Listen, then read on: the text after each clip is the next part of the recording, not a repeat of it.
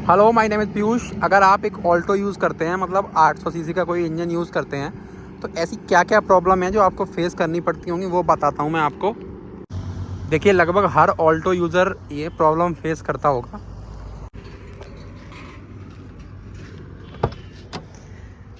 देखिए, स्पेस का कंसर्न तो होगा ही होगा, बट सबसे ज़्यादा आपका कंसर्न होगा ये जो सीट है ना, इसकी हाइट्स बहुत कम दी है। मतलब प्रीवियस जो ऑल्टो जनरेशन आती थी 2015 से 18 तक जो चली है, 18 या 20 तक चली है जो, उसमें ये सीटिंग पोस्चर है ना, वो थोड़ा ठीक था। मतलब बैठने में इतनी प्रॉब्लम नहीं होती। अभी ये लगता है आपको गड्ढे में बैठे हैं हम। ठीक है, मतलब आपको अगर लॉन्ग ड्राइव पे जाओगे, कहीं लंबे जा रहे हो ना, तो बहुत प्रॉब्लम देने वाली है। ये जो स्पेस वाला सिस्टम है, ये तो है ही शुरू से, क्योंकि जो व्हील बेस है इसका कम है, तो ये तो एक मेन वजह हो ही गई। बट ये सीटिंग पोस्चर है ना, सीटिंग पोजीशन इतनी डाउन कर दी है कि कोई भी बंदा अगर 5 फुट के ऊपर है या कुछ भी है, तो उसको दिक्कत होने ही वाली है सबसे ज़्यादा। चलिए, विजिबिलिटी की बात करता हूँ। तो विजिबिलिटी में आपको बोनट तो नहीं दिखाई पड़ेगा, चाहे कुछ भी कर लो आप, क्योंकि इतनी लो ग्राउंड क्लियरेंस में बोनट दिखना पॉसिबल ही नहीं है। तो ऐसी भी सेगमेंट में मत डालो इसको। और रही बात आपकी ये rear view mirror, sorry ORVM, ये दोनों ठीक हैं, बट इनका एडजस्टमेंट ये डंडी वाला है, ये कॉम्प्रोमाइज़ है। बट इस प्राइस बजट में आप क्या ही एक्सपेक्ट कर सकते हैं मारुति से।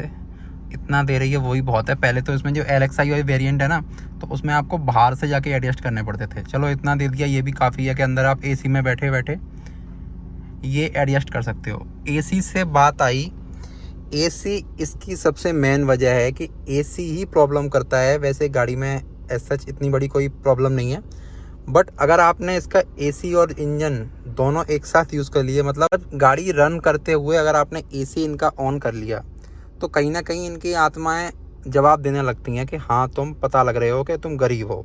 सीधी सी बात है।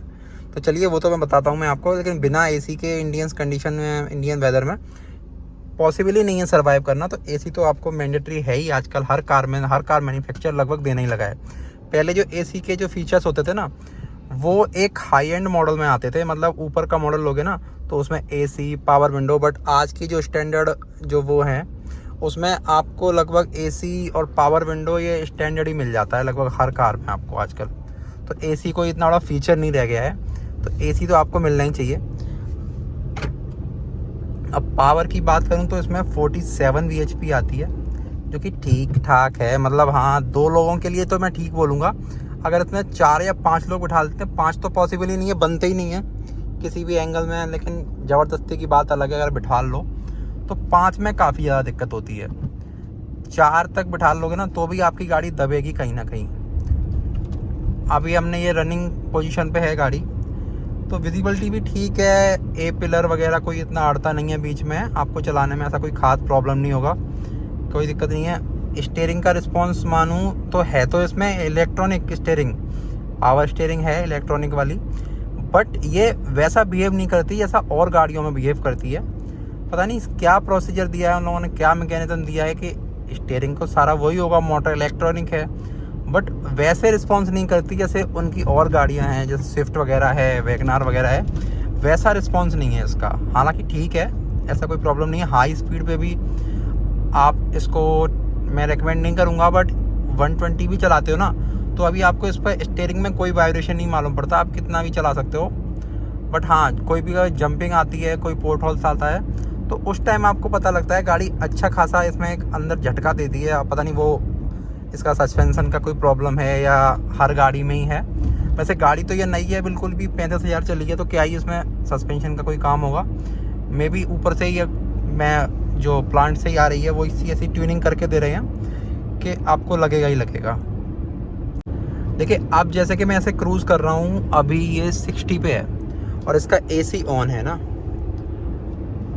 तो अब मैं इसको एक शटन उस पर रख रहा हूँ स्पीड पे। जो इसका थ्रोटल है, वो ये नहीं है कि उसको फ्लक्चुएट कर रहा हूँ, कम ज़्यादा कर रहा हूँ। मैं नॉर्मली चला रहा हूँ इसको एक स्पीड में। देखो, मैं 60 पे ही है बिल्कुल, ना ऊपर हो रही है ना नीचे हो रही है। तो अब जब इसका AC है ना, तो AC में क्या होता है, एयर कंडीशन में क्या होता है, जो कंप्रेसर होता है उसके ऊपर एक क्लच होती है, वो आपकी 2 सेकंड में या 3 सेकंड में खुलती है, बंद होती है, खुलती है, बंद होती है। हर गाड़ी का प्रोसीजर ये होता है, मतलब कंप्रेसर आपका 1-2 सेकंड के अंदर कट मारता ही मारता है। तो उस टाइम इस गाड़ी में फील आता है कि हाँ, मुझको हल्का सा झटका लग रहा है, मतलब गाड़ी रनिंग कंडीशन पे। और केसों में क्या होता है, गाड़ी अगर आपकी खड़ी है कहीं, तो उस टाइम आपको पता लगेगा कि वो जो फ़ैन होता है अपना रेडिएटर वाला, वो घूमता है, बंद होता है, तो आपको खड़ी गाड़ी में इतना पता लगता है। बट ऑल्टो के केस में अगर आप लॉन्ग ड्राइव पे जा रहे हैं या लंबी जर्नी कोई तय कर रहे हैं, तो उस बीच में भी आपको पता लगता है कि हाँ, ये झटके मार रही है, मतलब चलती चलती गाड़ी पर झटके से मारती रहेगी। वो समझ में नहीं आ रहा मेरे पास कि ऐसा क्यों है। अगर आप मतलब खड़ी गाड़ी पे तो एक बार को समझ में आ सकता है कि खड़ी गाड़ी में आ रहा है, कोई इतनी बड़ी प्रॉब्लम नहीं है। बट जब गाड़ी एक्चुअल में रनिंग कंडीशन में है, 60 से ऊपर स्पीड है इसकी, फिर भी वो प्रॉब्लम आ रही है, वो समझ में नहीं आती। और सबसे प्लस पॉइंट की बात करूं तो प्लस पॉइंट तो इसका ये है, ये इसका कॉम्पैक्ट साइज। भाई आपको कहीं भी मतलब घुसाने में इसको किसी भी एंगल पे कहीं भी इतना कुछ प्रॉब्लम नहीं आएगा। छोटे मोटे गड्ढे भी आएंगे ना, तो भी आपकी गाड़ी नीचे ग्राउंड क्लियरेंस वाइज नहीं लगेगी। ये तो ऑल्टो का एक प्लस पॉइंट है, इससे मैं भी एग्री हूँ कि छोटे मोटे गड्ढे ये नहीं मानती भाई। बाकी एयर कंडीशन की बात करूँ तो अच्छा चिल्ड कर देता है आपको, मतलब इसका केबिन इतना छोटा है कि तो आपको ज़्यादा टाइम नहीं लगता है ठंडी होने में। गाड़ी मुश्किल से 2 या 3 मिनट में आपको एक सफिशिएंट मतलब कूलिंग दे देगा आपको ये 2 से 3 मिनट के अंदर। तो एसी वाइज ऐसी कोई शिकायत नहीं है मुझे इससे। बट हाँ, एसी अगर ऑन कर देते हैं तो इंजन पे कहीं ना कहीं अच्छा खासा लोड आ जाता है, तो गाड़ी आपकी दबने लगती है, बस प्रॉब्लम ये है। आई होप वीडियो आपको इन्फॉर्मेटिव लगी होगी। You can follow me on Instagram for vehicles and car related information. मिलते हैं नेक्स्ट वीडियो में नेक्स्ट टॉपिक के साथ, तब तक के लिए गुड बाय।